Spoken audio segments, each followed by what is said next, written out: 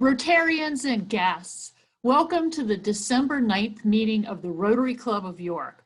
Our members are dedicated to service above self and Rotary's four-way test. Leading us today in our opening song and pledge is Cal Weary, and delivering our invocation is Steve Feldman.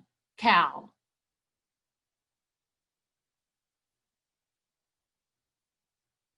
Cal, you're muted. And they don't want me to lead the song, so I'm going to wait for you.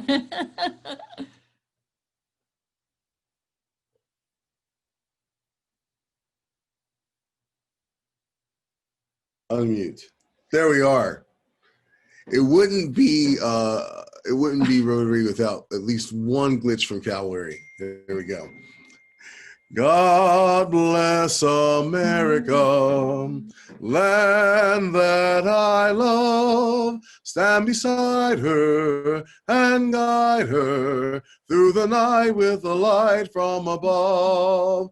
From the mountains to the prairies, to the oceans white with foam. God bless America, my home sweet home. God bless America, my home sweet home.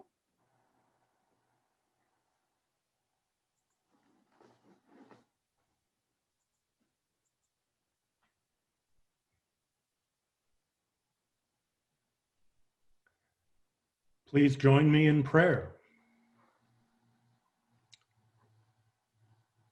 O God of the universe, some days it is easy to be grateful. Some days it isn't. Some days we simply must fall back on the basics. And today I am perversely reminded of the lyrics to an old song by Rare Earth. I just want to celebrate another day of living. Some days that is enough. But we are also grateful for our speaker today, and for his work to build a deeper and wider swath of prosperity throughout York County. Blessings be upon him and his colleagues, collaborators, and all those who are touched by their efforts. We ask your guidance upon this Rotary Club, its leaders and members, as they too work and labor in commonly held beliefs and community-minded service.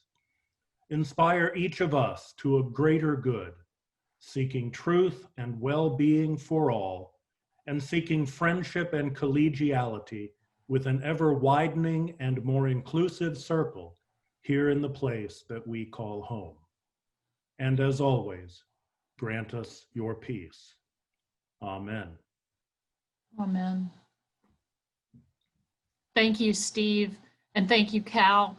Also, thank you to our leadership team who supported our move to resume all virtual club meetings. We announced this decision to you, our club members, last Friday, and due to predictions for the height of the virus infections to peak in mid-January, we will likely gather remotely for the foreseeable future. Hopefully, this move will help keep our club members safe, our community safe, and as we all look forward to resuming in-person meetings as soon as possible next year.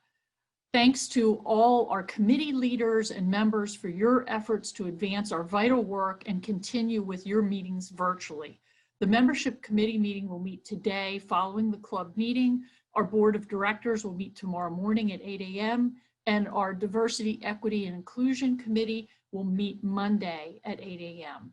This is a special week with two major events.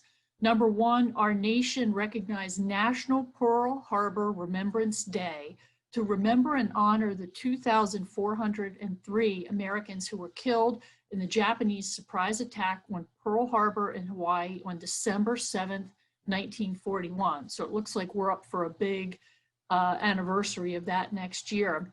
This led to the United States declaring war on Japan the next day, and by doing so, we entered World War II. We also would like to wish a very happy Festival of Lights to our club and our community members who will be celebrating Hanukkah this week. Happy Hanukkah, everyone. Next, we have a business spotlight.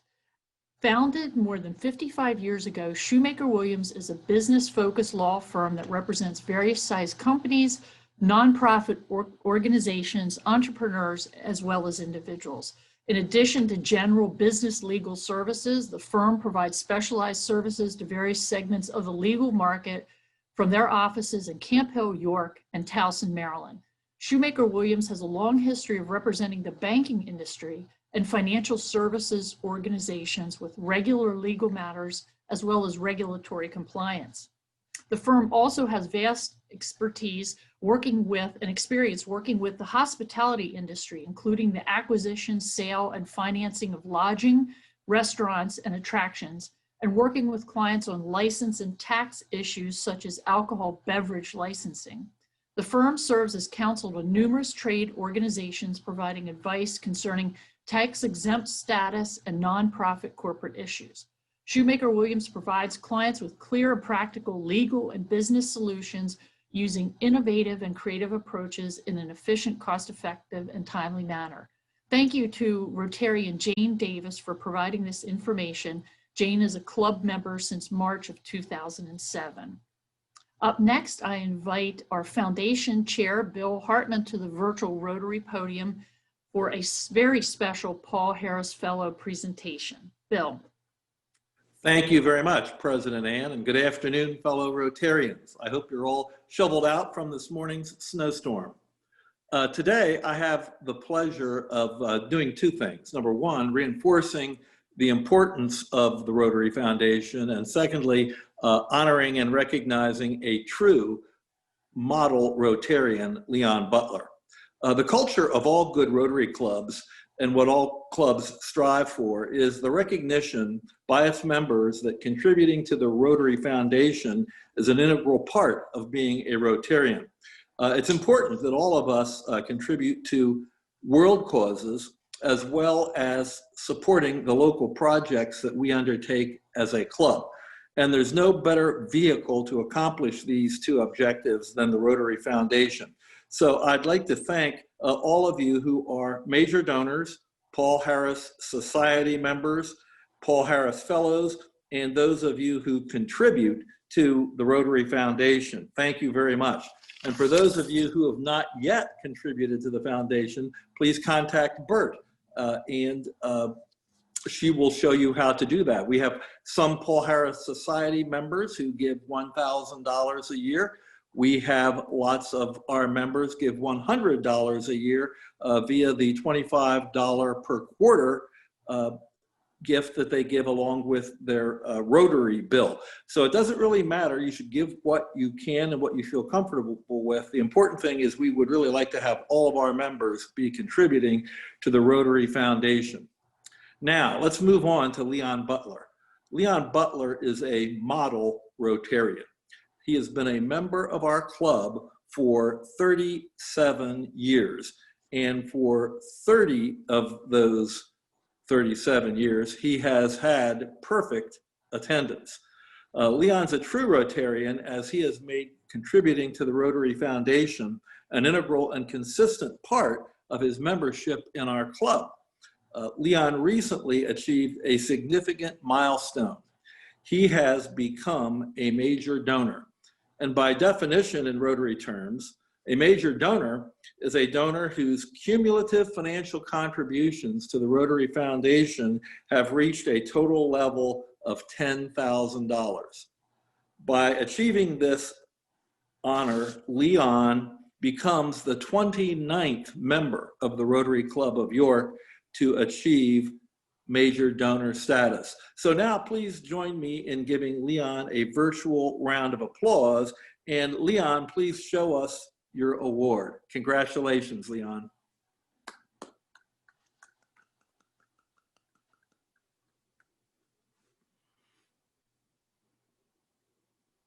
I think I'm unmuted, so I would like to say something. I was encouraged to reach major donor level by a presentation by past District Governor Patty Rooney to our club last year. And so thanks really should go to him because he's the one that encouraged me to do this. And I'm very proud of this. Thank you. Thank you, Leon. And we should really get Patty on the recruiting trail because he was also the one who convinced me to become a Paul Harris Society member.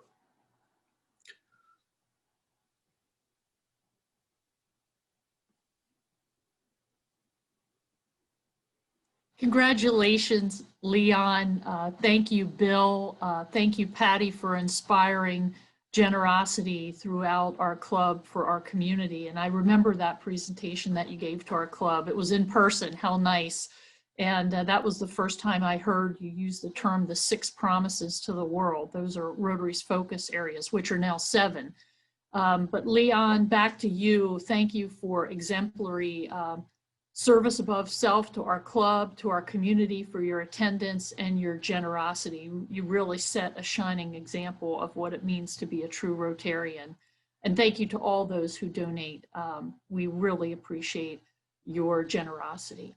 And next, I welcome to the virtual podium. He had a few stints at the in-person podium. Past President Josh George for a new member induction. Thank you, President Ann. It's a pleasure to be with everyone today. And Leon, thank you as past president of the membership committee. Thank you for your 30 years of perfect attendance. It's not easy to get perfect attendance in Rotary, and it's definitely not easy to get 30 years of it. So congrats for everything, and always enjoyed giving you those recognitions when I was chair of the committee. Now, on to today's business. I am pleased to be here to help induct a new member into the club. And as Ann said, I've been able to do this over the last few weeks as well. It's been great to have new members come back and join our club. We had quite a dry spell as COVID was taking off, and we didn't have any new members join for quite a period of time, but it's great over the last few weeks to have several new members join. Today, we welcome back Marcia Meehan. Marcia was actually a member of our club from 2007 to 2009. And Marcia, it's great to have you back. Many of you may know Marcia from her time in our club back in 2007, but you also may know her for her work with servants, and past Rotarian and current Uptown Club member, Trent Davis, who was a member of our club and heads up the servants organization. So Marcia is a graduate of North Allegheny High School in the Pittsburgh area. She graduated from Penn State University with a BS in Health, Phys Ed, and Recreation. And as I said, she's currently working at Servants, where she serves as the relationship director. Some of her civic activities include Meals on Wheels, Humane Society, USTA, Penn State Alumni Association, and the YMCA. And of course, her proposer is none other than Larry Richardson. Marcia's hobbies include tennis, hiking, biking, reading, and traveling. And it's great to have Marcia back in our club. Can we all give Marcia a virtual round of applause, please, and welcome back to the Rotary Club of York. Thank you. It's wonderful to be back, and thank you for the very nice introduction. Thank you, Larry, for the nomination to rejoin the club, and I look forward to working with everybody. Thank you very much. Welcome, Marcia. We welcome you back to York County. Congratulations on your position with servants, and thanks to Trent for bringing you back home. We welcome you to our club, and Bert shared in our networking before the meeting started that you used to play tennis with her father. So that's brought back some good memories, I'm sure, to you and Bert. So we welcome you to the club. And as you know, the heart and soul of our club, Marcia, since you were a former member, is really our committees. That's where our community service is its strongest. So we encourage you to join one of our thriving committees and help to advance the work, the important work that Rotary does in our community. So welcome. And thanks, Larry, for proposing Marcia. Josh, thank you for inducting her, and also to John Toy and the membership committee for your significant and important work during these trying times. Next to the virtual podium, I'd like to invite Jeff Lobach to join us to honor our Leadership Students of the Month from the Christian School of York. Jeff. Thank you. Good afternoon, President Ann, fellow Rotarians and guests. We move next to one of the most affirming components of our Rotary meetings, recognizing our Students of the Month. This is always a reassuring moment for us because we're gratified to see the promising quality of the youngest generation in our community with all its implications for the coming years. But it's especially so this year, when our view of the future is so occluded by the uncertainty of the pernicious pandemic and the stubborn continuity of political division. When hope and optimism run short, we can feel confident that those generations coming up behind us will be equal to whatever the future brings. Today is no exception, as we recognize the students of the month from the Christian School of York, Gabrielle Shawnee and Landon Miller. Both are accomplished students and both enjoy the outdoors and sports. Gabrielle is the daughter of Paul and Desiree Shawnee. She's musically inclined, playing the piano, clarinet, and electric guitar, and participating in the school's marching band, concert band, and pep band, as well as playing on the varsity soccer team and participating in the course of cheering. Academically, Gabrielle is a member of the National Honor Society, has been recognized on the Distinguished Honor Roll since 9th grade, and is a recipient of the school's Christian Service Award. Landon is the son of Matt and Kim Miller. He loves to hunt and fish. He's been involved in sports and service teams at CSY and is also an excellent student. Unfortunately, we cannot see these students appear before our assembled group today, but we do have the benefit of videos, which each of them prepared for this meeting, about things that are important to them. Congratulations, Gabrielle and Landon. We will see that the evidence of this recognition is delivered to you. And now the videos. Hello, I'm Gabrielle Shawnee, and I'm an 11th grade student who attends Christian School of York. I'm very blessed to have the privilege of being chosen as the Student of the Month for the Rotary Club of York, Pennsylvania. Despite all the craziness with COVID and having to quarantine, I've still been able to continue doing many of the activities that I love and enjoy participating in, such as volunteering at my church and serving at my school's summer camp. Thankfully, our school has been able to stay open while still taking precautions. By being able to stay open, I'm able to continue working with my school's Director of Development. I greatly enjoy being able to work and learn with her. By doing this, I've been able to donate and help serve amongst many nonprofit organizations such as the YMCA Local Men's Shelter and help spread the Lord's love. I want to continue serving others and helping out in the local community. Even the smallest acts of gratitude can be a blessing to others, which is something that I have learned over the years. I want to continue working hard to help others and to accomplish my goals in life, whether it comes to doing well in school or just keeping up with my sports. And just putting a smile on someone else's face, I want to be able to do my best and strive my hardest. I'm very thankful for those who have helped me get to where I am now in life. They have done so much for me. Thank you. My name is Landon Miller, and I just want to talk about a major mission trip or / service event that I've done a lot in my life, and the way it's made me passionate about a few things. And so basically, with my youth group, we'll almost once a year go to a place called Arrowhead, and it's basically a camp for elderly people with at least a mental and or physical disability, and can't really be independent. And it's a lot of work for the staff there, so we will go down there for a week and just help out, do whatever we need. We can't really directly help the campers, but we're there to just take some weight off the staff and just clean bathrooms, take care of meals, clean up after the campers.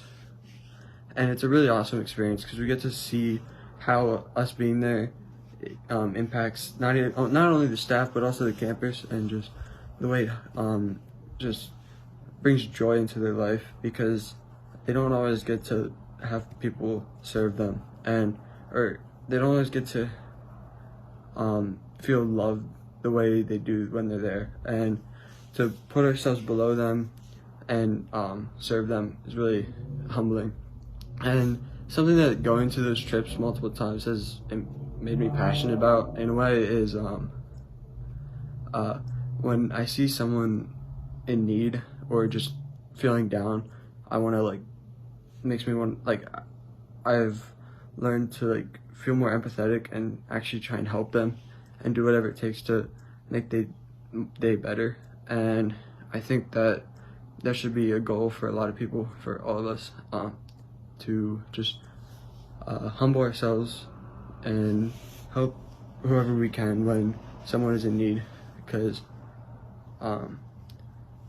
you never know what they might be going through. Thank you, Jeff, Hello, for the amazing work of these two young students, Gabrielle and Landon from the Christian School of York. I heard words in their comments of gratitude and feel love. So always an inspirational opportunity to bring the young folks and these students to our club and give us faith and hope and promise for the next generation. Thanks a lot, Jeff. And it's likely that Gabrielle, you and Landon and your families are tuning in, or will get to see this live this recording at a later date. So congratulations to you and good luck for your future. Claire Forbush, would you please join us to introduce our speaker? Happy to, President Ann. Well, hello, fellow Rotarians. I'm incredibly proud to serve as immediate past chair of the York County Economic Alliance. With the unprecedented challenges our community has faced this year, we have focused on our core principle of making things happen in partnership with our York County government. Through the Federal CARES Act, the YCA has assisted with the disbursement of $16.5 million in Restart grants to nearly 1,000 small businesses and nonprofit recipients. The YCA assisted also in the construction of a 22-mile fiber optic line from York City to New Freedom to provide better broadband connectivity to a significant portion of York County's population.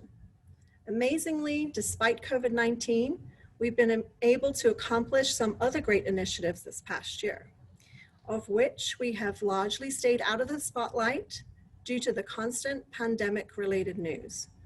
One such exciting, noteworthy, and important initiative in this development is the adoption of our county's 10-year economic action plan. Yes, it has the word plan in it, but I promise you all, this is exciting stuff. It was about this time last year that we kicked off the planning process. It's been very different from what we had done in years past.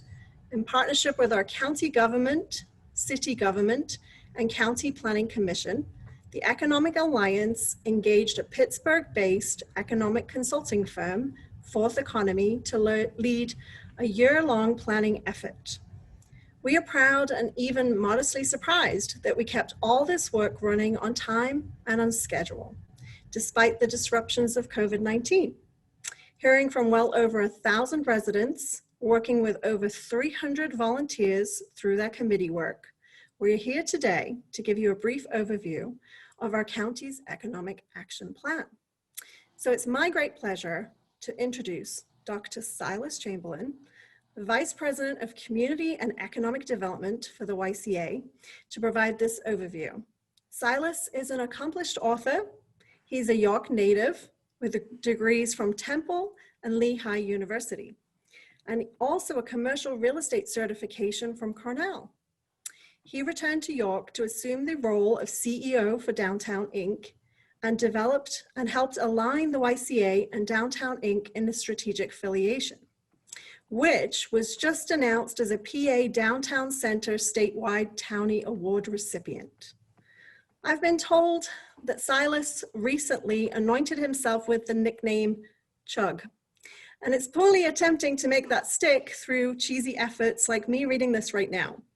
I will make no comment on the origins of such nickname and the relevance to this plan today, but I will share with you that his work with Kevin Schreiber, who obviously wrote this introduction, and is his second to his greatest accomplishment of marrying Amanda and being father to Lily and Reed. So Rotarians, please welcome Chug, Dr. Silas Chamberlin, PhD.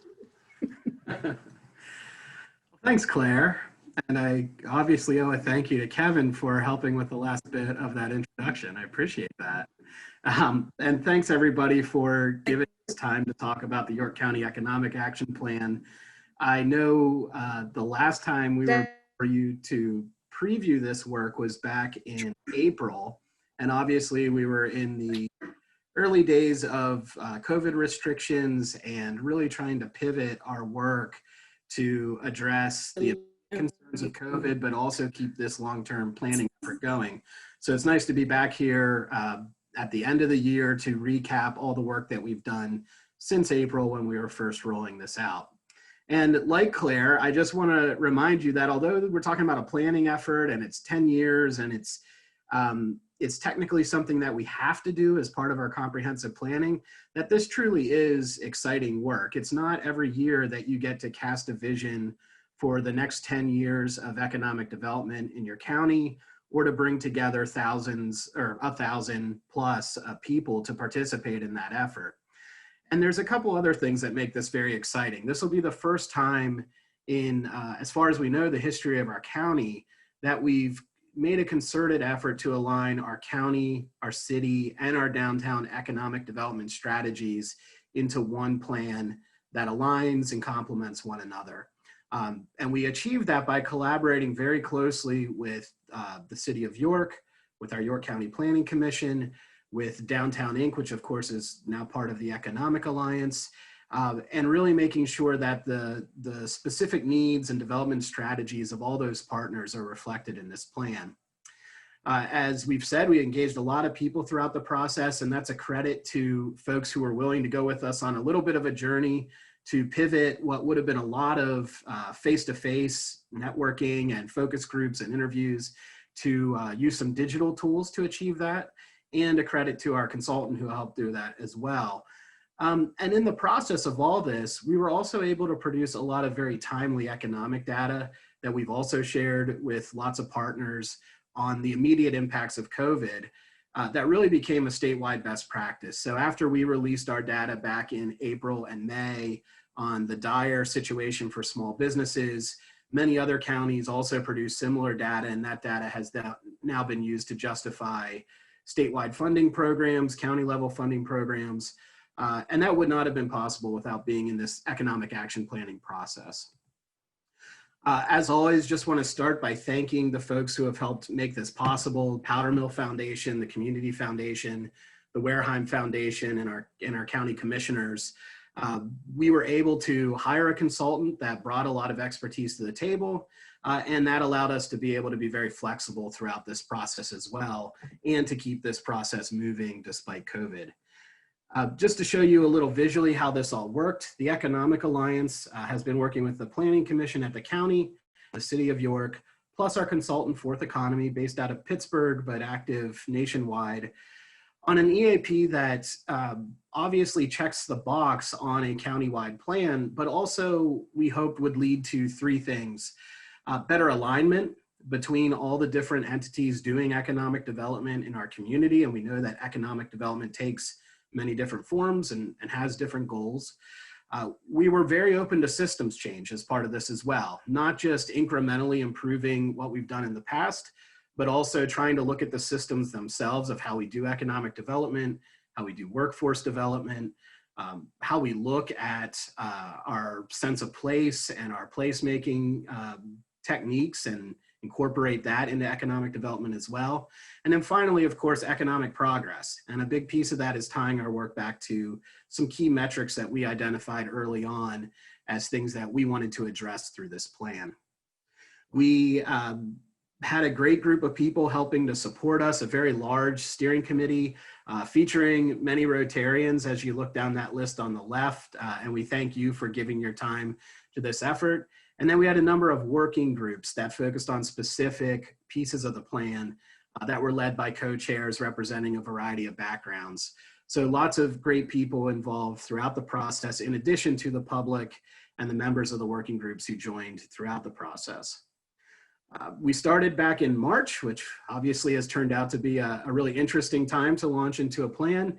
And you can see that we've been working through ideation sessions, bringing together our work groups to brainstorm, build sessions where we took those brainstormed goals and ideas and really tried to flesh them out and get a little more detail to them. And then we've really spent the period from August, September, October, taking all that input, all those ideas, and turning it into a plan that's actionable and investable.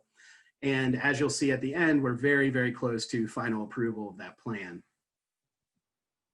So we really started this process looking at data, and I'm not going to belabor these data points because I know many of you have seen them before, but it's really important to just say we started by trying to cut through our understanding of things to what's really happening based on actual data.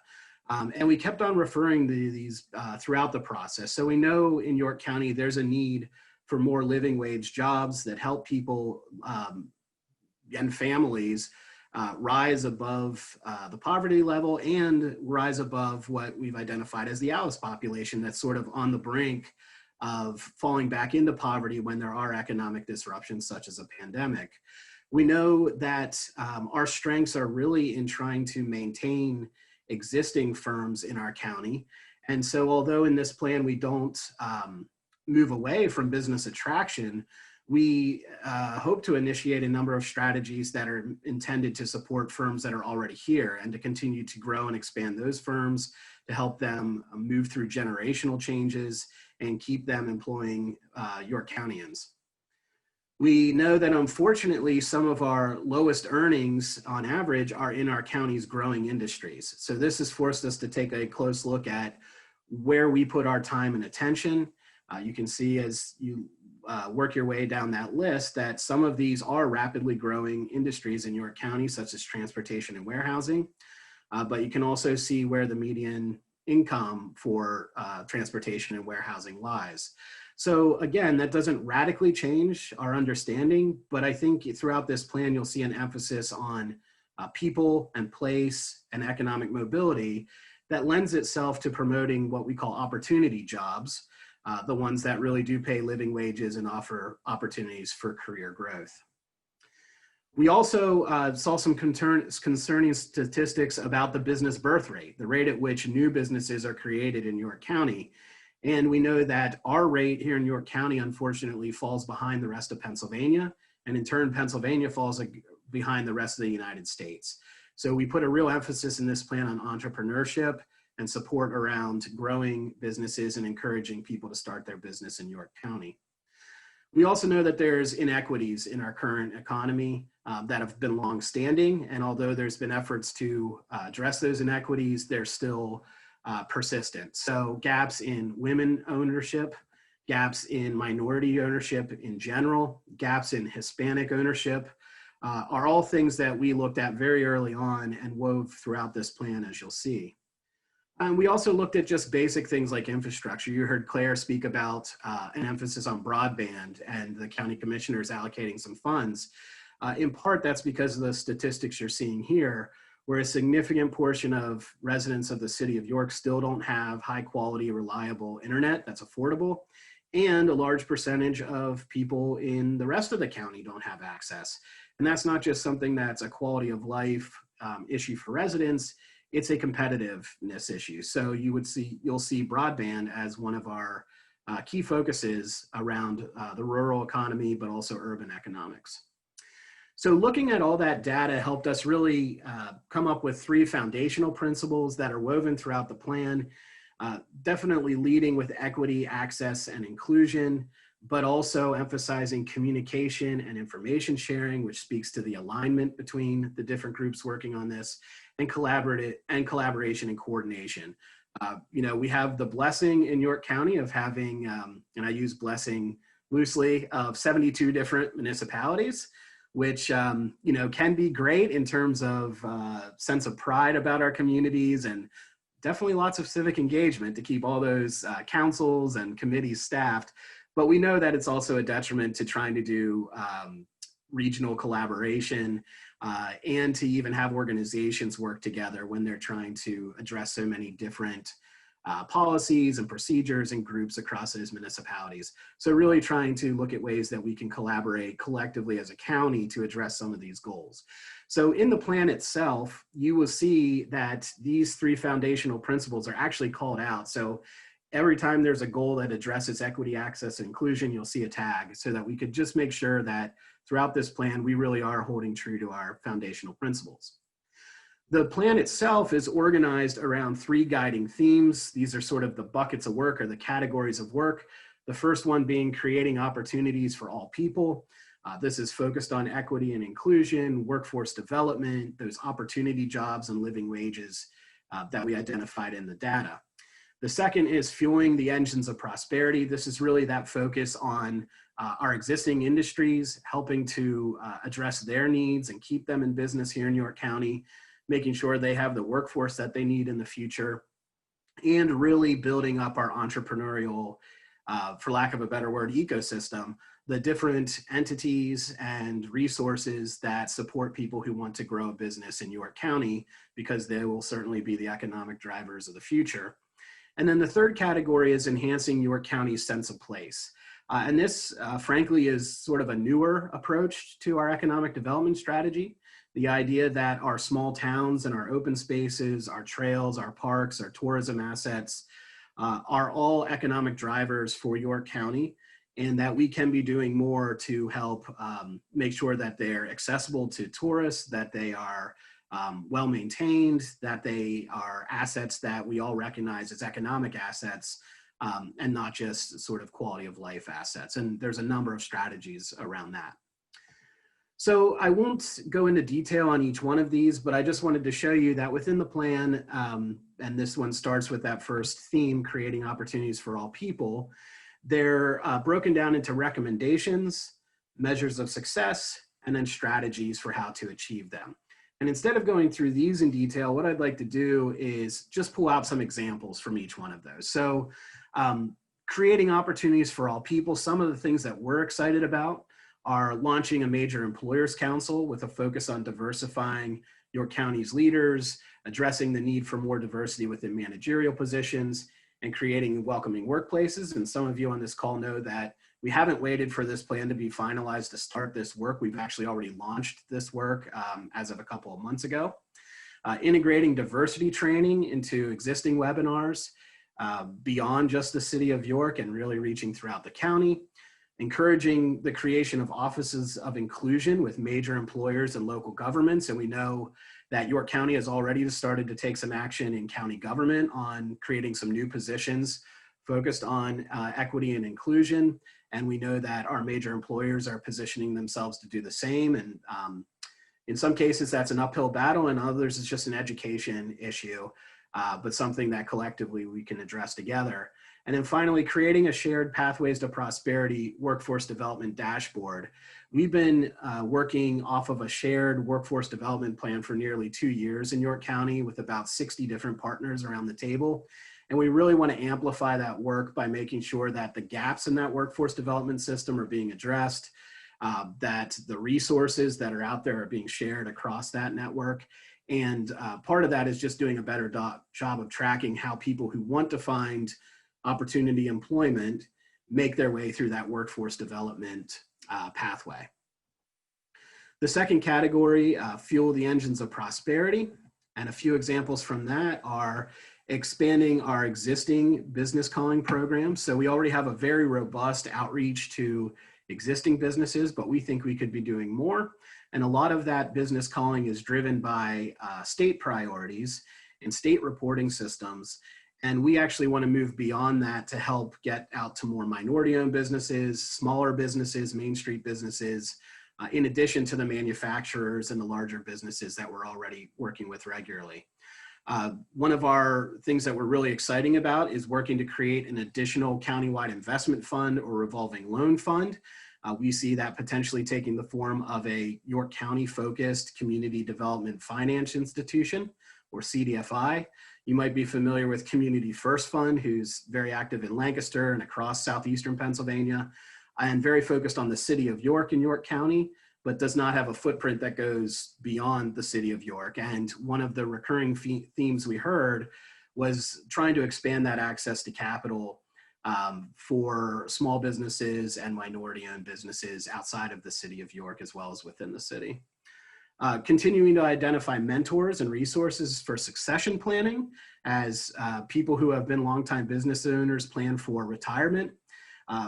Frankly, a big goal of this is trying to keep local ownership in our community so that when people retire, they have a plan in place. There are people who are interested in purchasing existing businesses, and the more that that can happen, or employees purchasing businesses, can keep that business in York County. And we think that's really important. It's something that we did not go into this process expecting to be a priority, but we heard over and over again.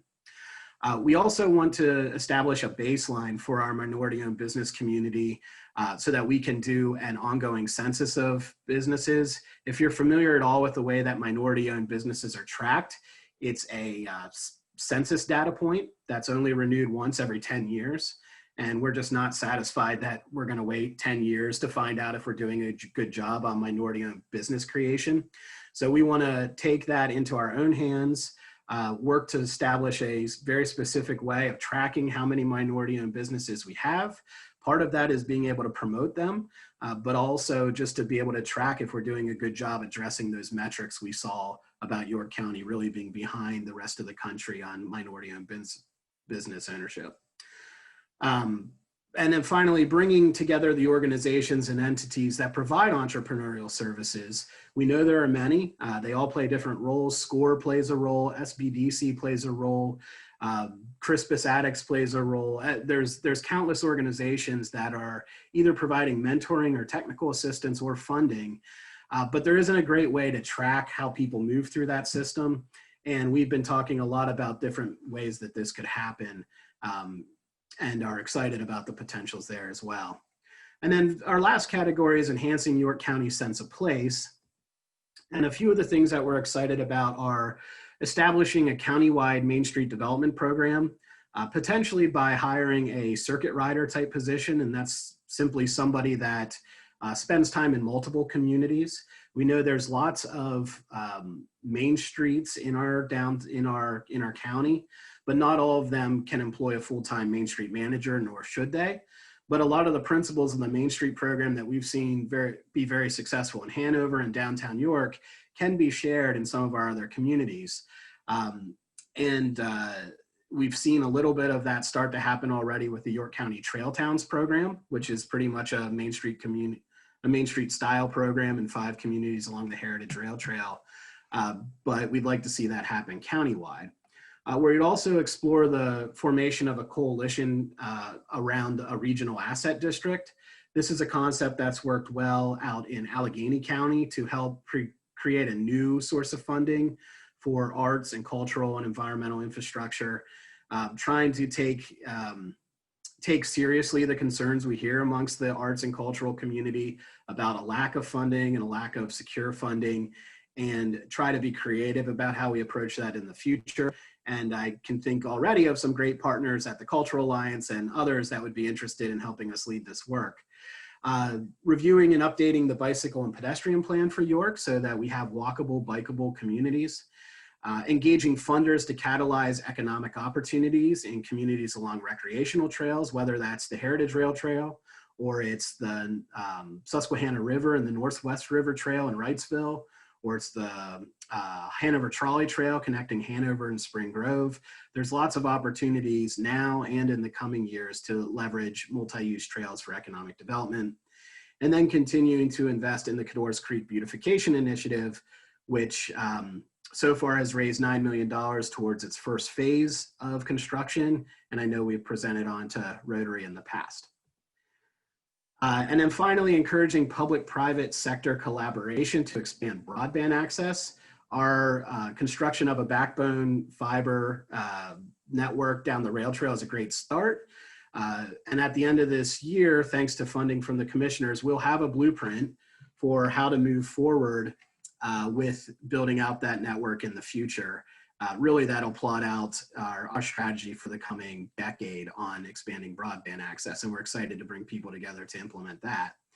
And then creating a dynamic and updatable inventory of all the parcels throughout the county that are available for redevelopment.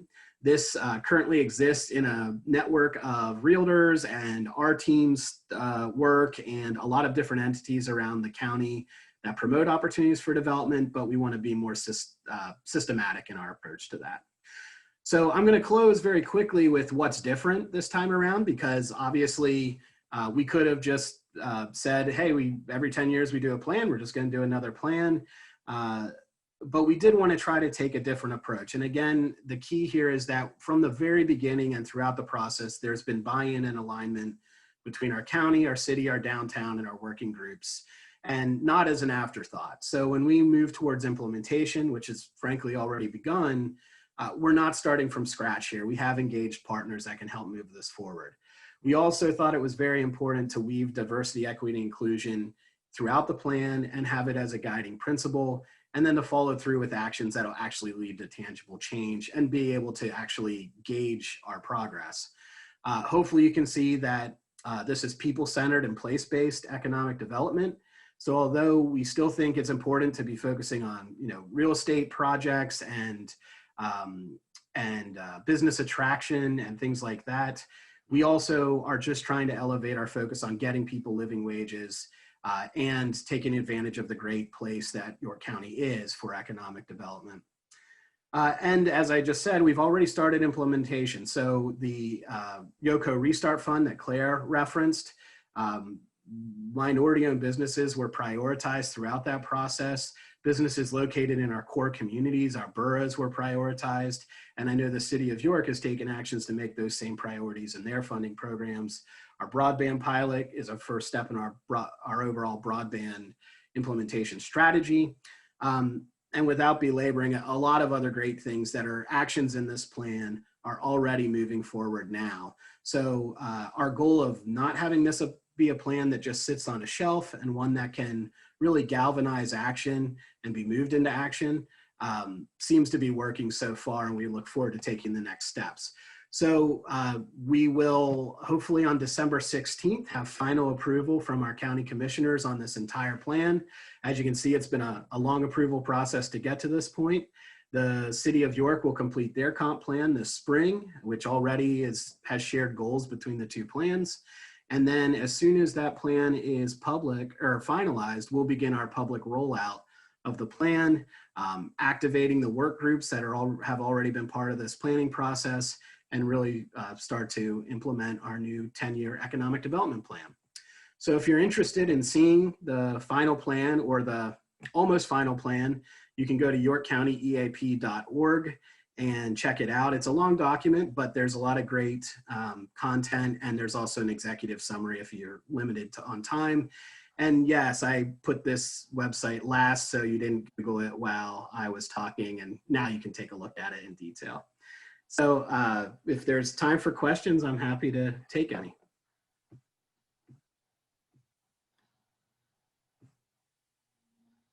Thanks a lot, Silas. We really appreciate the work that you and the staff and the volunteers, the leadership of the York County Economic Alliance have done to complete this economic action plan, especially under, let's just say, unique circumstances of this year. So we did have some questions. Number one, you did reference alignment among county, city, and downtown economic planning efforts. How do the guiding themes of the economic action plan map onto downtown business improvement and economic development planning? Yeah, so we actually have a supplementary document that we've created in tandem with this that's downtown economic development plan that actually Elaine Bonneau, our director of Downtown Inc., presented yesterday at the Downtown Update. Because, when you're looking at a whole countywide plan and you're talking about these very broad goals and strategies, it can be tough to see how that actually plays out locally. So if anybody's interested in what that specifically looks like, we can share it. But we have the fortunate timing of going through our 5-year renewal on our business improvement district this year as well. So we just had city council approval on that. And as part of that work, we have to put forth a 5-year plan for our business improvement district. So we were able to take the economic action plan goals and guiding principles and bake them directly into our business improvement plan. So we weren't creating one in isolation from the other. So if you would pull up that plan and look at it, you would see very similar goals, although more specific to downtown, coming out of that plan as you would from the economic action plan. Thanks, Silas. So we have a shout out for you in regard to your book, On the Trail, and a recommendation that it's a great Christmas present, possibly a stocking stuffer, 'tis the season. So Nice. could you mention your interest in hiking in York County and talk about your book, please? Well, thank you to whoever asked. Yeah, I'm a PhD historian of the environmental history, and I wrote a book that was based on my dissertation called On the Trail, A History of American Hiking. It was published by Yale University Press back in 2016, and the paper book version came out probably a year or so ago. They are for sale at the York County History Center, as Joan Humbert, I think, just told you, which is great. And definitely don't go to Amazon and buy it there, although it is available on Amazon if you can't get out of the house. But thanks for asking. And really, and I'll try to make a full circle here. The whole point of that book is that over time, it's really been individuals that have made the difference. So you look at the Appalachian Trail and you know, it's 2,000 miles long, but it's really individuals committing their own time and expertise to helping build that piece by piece over time. Similar to an economic action plan where we relied on the work of 1,000+ volunteers to give us their time and expertise. And hopefully that adds up to something that's much more meaningful than just trying to do it all ourselves. Well, and I see where your passion for hiking and trails and open spaces is reflected into the economic action plan, as well as some of the pictures you post of taking your children out to enjoy the great outdoors. The individual, the Rotarian who asked that was Tom Donnelly. And also for all Rotarians, when we get back to the luxury of in-person, Silas has agreed to lend his expertise and passion for this to develop Rotarians Net Walking, which we're looking at launching on a semi-regular basis so that Rotarians can get out and about and enjoy each other's company and also the great outdoors that we're blessed to have in York County with our many trails and state and county and municipal parks. So one more question from Tom, Silas, and that is, I appreciate all the times that I've heard you and Kevin and your colleagues mention Alice. So Tom's question is, could you and Ann explain that and how important that tool is to you and our efforts to build our community? Yeah, and Ann, you can feel free to jump in on anything I miss here, but Alice is pretty much the concept of, you know, asset limited, income constrained, but employed. So often we think of people that are, you know, right on the poverty line as people who are unemployed or unemployable for, you know, a number of reasons. But obviously when we're talking about living wages and the need for more living wage jobs, it's a recognition that you can be employed and many are employed and still really struggling to meet all their household's basic needs. When we did projections back in April of the impact of COVID-19 on the house population, you know, it showed that most of those households were probably going to do okay for a couple months, in almost totally because of federal subsidies coming down and, you know, trying to close the gaps that were in people's paychecks from not being able to work full time or being laid off. But that as soon as that support network ended, that immediately those households fall into poverty, you know, and fall out of, they're not just getting by, they're now no longer getting by. And so it's this, and I forget how many households, but it's I think we said 16,000 households maybe that were going to fall off of being even a Alice household into poverty due to COVID-19 in York County. So it's this whole group of people who are employed, they're doing all the right things, they're trying to support their families, and yet they're just not able to. And so they're most susceptible to these disruptions. And that's why instead of just saying our focus in this economic action plan is job creation, well, it's perfectly fine to have very low unemployment and or even full employment. But if the jobs that people have and the businesses we're creating don't provide living wages and get people, you know, out of the Alice population into a living wage situation where they're not on the brink of poverty, then we're failing, you know, our economy. It's not resilient. It doesn't make sense for the future. So that's why, you know, those metrics that we showed around living wage and the industries where there's actual job creation that leads people out of poverty is so important. And that's why we bake that directly into our strategy. Great job, Silas. And 4 of the areas that, the expense areas that keep our households, 32% of our households in Alice or poverty are healthcare, childcare, transportation, and housing. And that leads into our next question. Have you addressed the aging housing stock in York City and also growing needs for housing for senior citizens as baby boomers retire? We've tried to, and part of that gets to the question of where an economic development plan begins and ends in the context of a comprehensive plan, because there's also a comprehensive plan chapter that focuses solely on housing. So in the past, I think we've drawn very specific lines and said, like, okay, that's housing is not part of what we're going to talk about.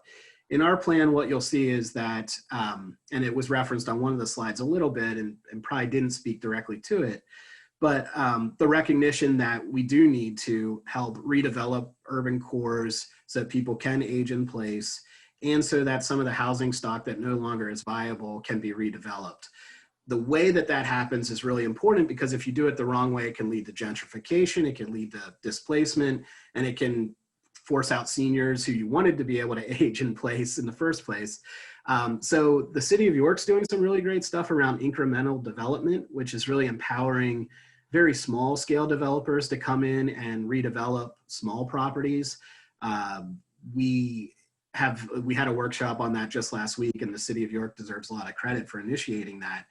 But we also talk in the plan about how the land bank authority at a county level, which is still a relatively new tool and has led to some great work already, can be used to provide demolition funds to create spaces within core communities to do some of those redevelopment projects. So it doesn't lead to, you know, a wide scale improvement overnight of housing stock or even just redevelopment opportunities in general, but there are some very specific tools that can help in a lot of situations. And the great thing about both of those, an incremental development approach and a land bank authority, is that they aren't just about the city of York. They're great tools for the city of York, but we've already seen them help Hellenborough, Windsor Borough, Hanover, small communities throughout our county that have the very similar issues to the city of York, but until recently haven't had some of the tools to help address, you know, things like blight and urban redevelopment. Thanks a lot, Silas. And just a minute left. Are there any incentives planned for ESOPs? I'm not aware of any incentives. And if anybody has ideas about incentives, that would be great to know. What we are envisioning with that is really education. So we heard a lot about that approach. We also heard some other ideas as part of the planning process. And to my knowledge, there hasn't been a whole lot of educational opportunities around that sort of how people exit a business, what options they really have, how to finance some of those options and set them up. And yet we have some very experienced people in our community who have gone through that process and done it very successfully. I know SCORE recently has talked a little bit about this. And so really, I think it's about amplifying the educational opportunities. And if through that we find some incentives that are realistic and something we really could do, I'd be all ears. Sounds like there's similar opportunities with diversity and equity inclusion in our community, amplifying those educational opportunities. Well, Silas, thank you for joining us today. Thank you for the great work that you and your team are doing in our community. And we wish you the best in taking your plan forward. Silas, as you know, in honor of our speakers, each week we have a book donation. And the book is Don't Ask Me Where I'm From by Jennifer de Leon. This will be donated to the Christian School of York in honor of our Students of the Month today. And we will ask you to sign the book plate that will go inside the book. Thank you very much, Silas. Thank you. Rotarians, guests, next week our speaker will be Ron Martin, who is recently retired after 47 years with WGAL TV8. Remember to log into Zoom beginning at 11:30 if you'd like to visit with your fellow Rotarians. I hope you all have a wonderful week. Our closing song for today is Adam Sandler's Hanukkah song. Take care and happy Hanukkah all.